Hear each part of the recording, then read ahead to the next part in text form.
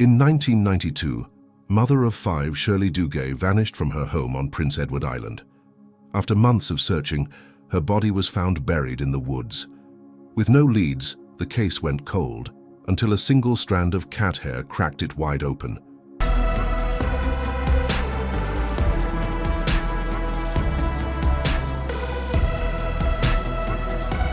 In October 1992, Shirley Duguay, a mother of 5 children, disappeared from her home in Richmond, Prince Edward Island.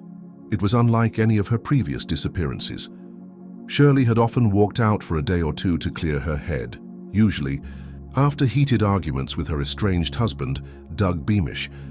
But this time there were no phone calls, no messages, and no signs of where she could have gone. The night she vanished, Shirley had left without taking any of her belongings, not even her purse or coat, and her car was found abandoned in a field not far from her home. There were bloodstains inside the vehicle, which were quickly traced to Shirley, though no one could explain how they got there. The authorities were notified and the search for Shirley began in earnest. Shirley's family was devastated. Her father, Melvin Duguay, was a retired fisherman who knew the island like the back of his hand. His initial suspicion was Doug, who had a history of volatile behavior, but there was no proof. Doug was questioned, but he denied any involvement. He said he had been out fishing that night and didn't know where Shirley had gone. However, there were inconsistencies in his story. The police found it strange that Doug had been so dismissive of the situation, giving them little information and showing little concern for his missing wife. Despite his nonchalant attitude, there was no concrete evidence linking Doug to Shirley's disappearance. As the days turned into weeks, the search effort expanded. Volunteers joined the police in combing the dense woods around Prince Edward Island, but they found nothing. As time went on, hope seemed to fade. Investigators turned their attention back to Doug, but still there was nothing that could prove he had anything to do with Shirley's disappearance. The police hit a dead end. No one had seen Shirley leave her home, and no one could offer any information that would lead them to her. The case grew cold, and Shirley's family feared they might never see her again. Months passed, and with each day that went by, the fear grew stronger. Had Shirley simply decided to disappear and start over, or had something terrible happened to her? Without a body or a clear cause of death, the investigation stagnated. But then, in a small isolated area just outside of town, a disturbing discovery would change the course of the investigation. A local fisherman stumbled upon a shovel hidden in the underbrush. It was covered in dirt, but forensic tests later revealed something far more chilling. Black hair stuck to the handle of the shovel. At first, investigators were unsure of its significance, but the more they examined it, the clearer it became that they were about to uncover a crucial piece of evidence in the search for Shirley Duguay. The discovery of the shovel was a breakthrough, though it raised more questions than it answered. The hairs found on the shovel were initially assumed to be animal hairs, but after further testing, they were determined to belong to a human, Shirley Duguay. This new revelation sent shockwaves through the investigation. If the hairs were indeed Shirley's, it meant she had been near that spot, possibly even killed there. It was the first piece of hard evidence to suggest foul play, but it also added another layer of complexity. Was she killed and buried there? Or was her body moved afterward? As investigators turned their focus to this new lead, they began to examine the area more closely. It was dense, heavily wooded terrain, and it seemed unlikely that Shirley would have wandered there willingly. The spot where the shovel was found appeared to be a secluded location, far from her home. But how had she gotten there? Was she forced to walk? Had she known her attacker? And if so, who could it have been? Shirley's estranged husband, Doug, was once again questioned, and his story began to unravel. The police knew that Doug had access to the area near where the shovel was found. He often went hunting in the woods, and the location wasn't far from his usual spots. Furthermore, the blood in Shirley's car seemed to suggest a violent confrontation had taken place. There were traces of it in several areas of the vehicle, as if Shirley had been trying to escape or defend herself. The police believed that she had been struck in the head, causing her to lose consciousness, and then taken to the woods where she was killed. Despite the mounting evidence, Doug maintained his innocence. He was adamant that he had no idea where Shirley had gone, and the authorities couldn't prove otherwise. They had no body, no murder weapon, and no witnesses. The investigation seemed to be stalling again. However, the police were unwilling to let it go. They decided to take a closer look at Doug's life and his history with Shirley. It wasn't long before a troubling pattern began to emerge.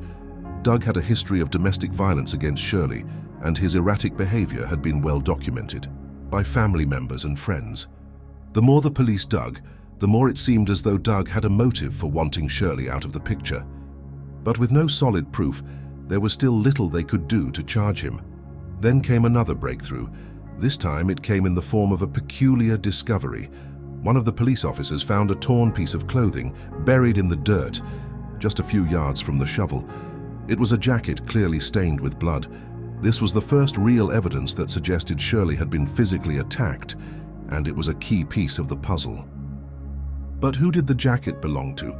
And why had it been left so close to the scene? The discovery of the blood-stained jacket was both chilling and puzzling. When investigators sent it for forensic testing, they discovered that the blood on the jacket was indeed Shirley's. But there was one glaring issue. The jacket didn't belong to her. It was too large, and it was a style that Shirley had never worn. The police were left wondering, if this jacket didn't belong to Shirley, then who did it belong to? As they scoured the area for any more evidence, they came across another clue. That would shake the case to its core. Inside the lining of the jacket, they found a strange white fur. It wasn't human hair, but it wasn't something easily dismissed. The fur appeared to be from an animal, but the type of animal was unknown. The discovery raised the question, could the white fur be connected to Doug in some way?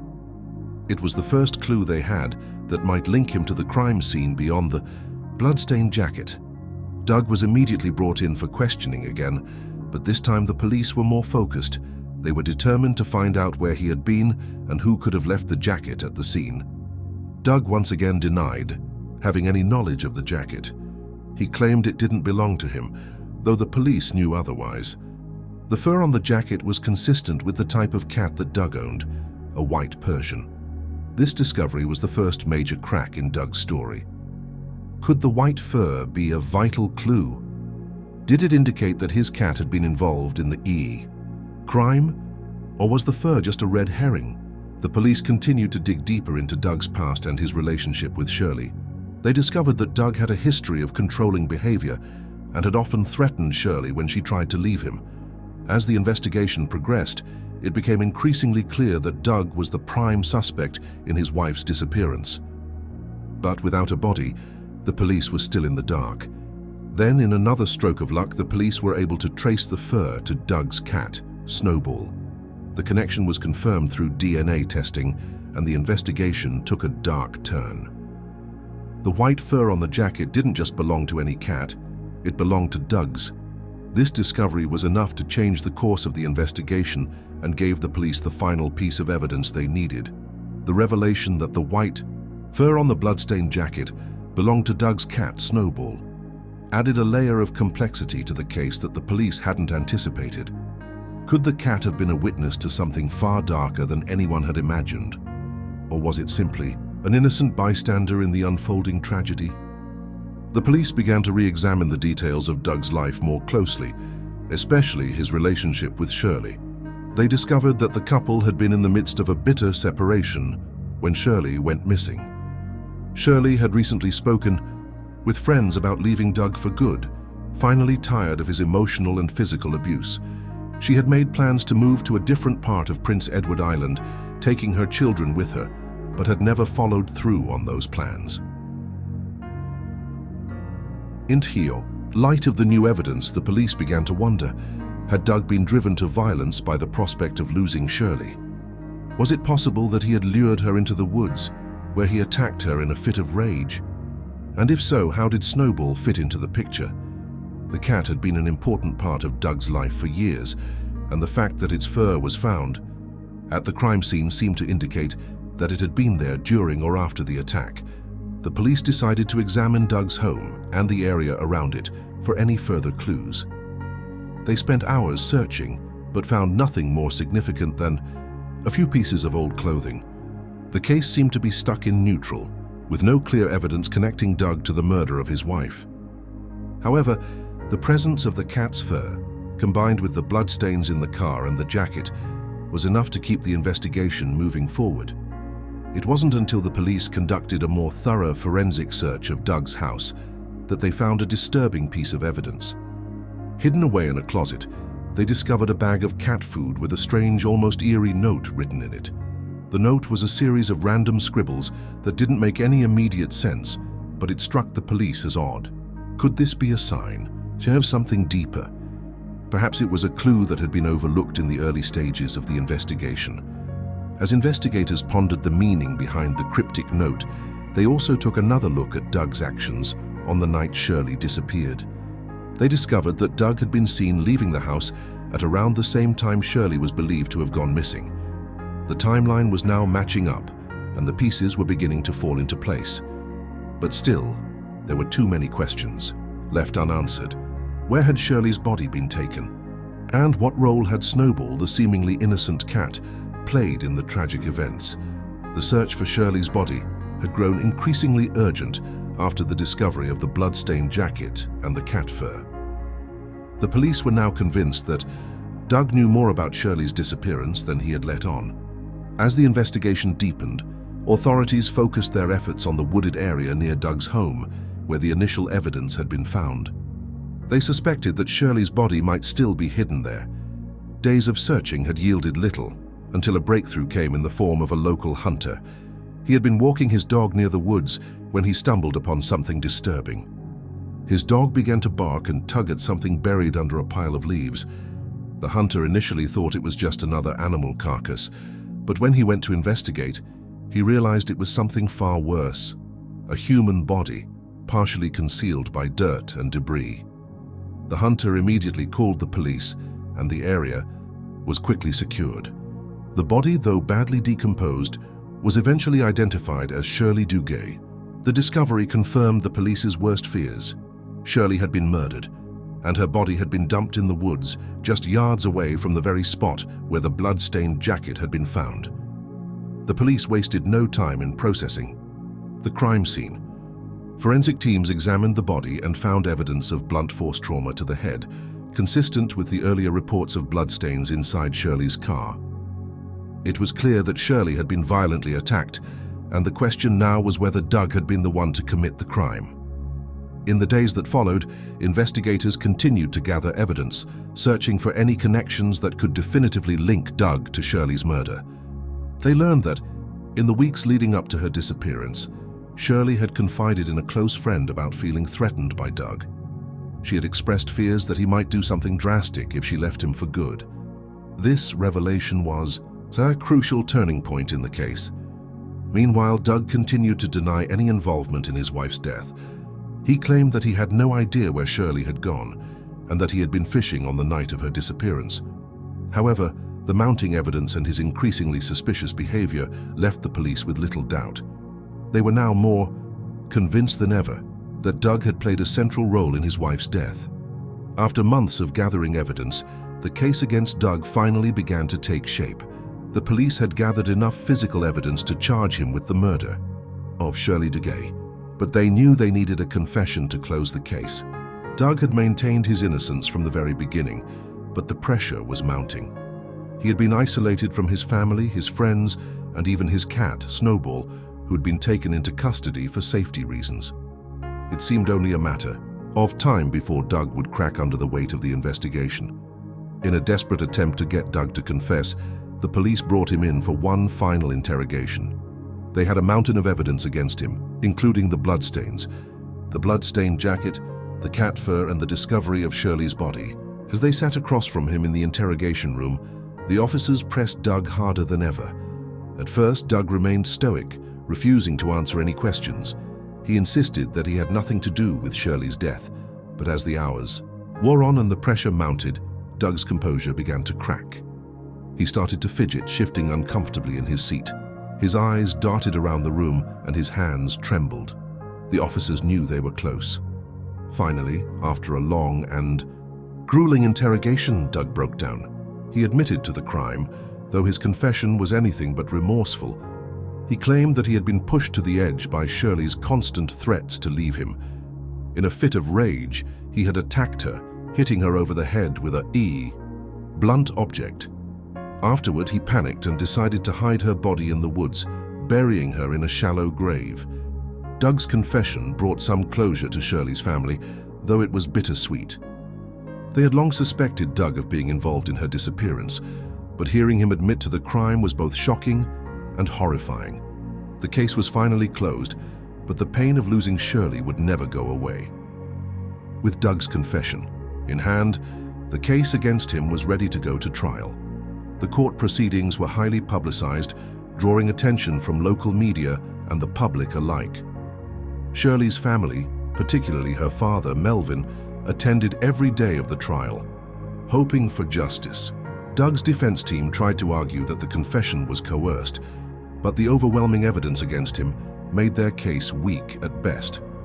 The prosecution laid out the details of the crime for the jury: how Doug had lured Shirley into the woods, how he had brutally attacked her, and how he had tried to cover up the crime by burying her body. The cat fur and the bloodstained jacket were presented as key pieces of evidence, leaving no room for doubt. Doug's defense lawyer argued that the murder had been an act of passion, but the jury wasn't swayed. After a brief deliberation, they returned with a guilty verdict. Doug Beamish was sentenced to life in prison for the murder of his wife, Shirley DeGoey. The trial marked the end of a long and painful journey for Shirley's family. They could finally begin to heal, knowing that the man responsible for their daughter's death would pay for his crime. Though the pain of losing Shirley would never fully go away, the closure provided some comfort.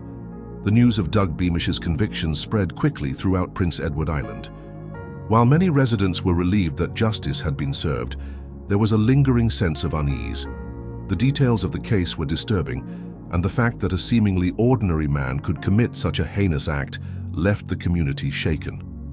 But for Shirley Dugay's family, the conviction marked the beginning of a long, painful journey toward healing. Shirley's parents, Melvin and Janet, found it difficult to find any sense of peace after the trial. No amount of justice could bring their daughter back, and the weight of the loss was suffocating. Melvin, a quiet man with a deep sense of pride for his family, often sat in silence, staring out the window, wondering how things had gone so wrong. Janet, on the other hand, found solace in staying busy, helping to care for Shirley's children, and keeping the family together. The tragedy had irrevocably altered the fabric of their lives, and they both struggled to adjust. Shirley's 5 children were left with the heartbreaking reality of growing up without their mother. The eldest, a 14-year-old girl named Emily, had been the one to find her mother's body in the woods. The trauma of that discovery haunted her, and she often had nightmares of the event. Emily tried to be strong for her younger siblings, but the pain of losing her mother was something she couldn't escape. She began seeing a counselor, though the road to healing would be long and difficult. The other children, ranging from 12 years old to just 3 years old, were too young to fully grasp what had happened, but they could feel the tension in the air.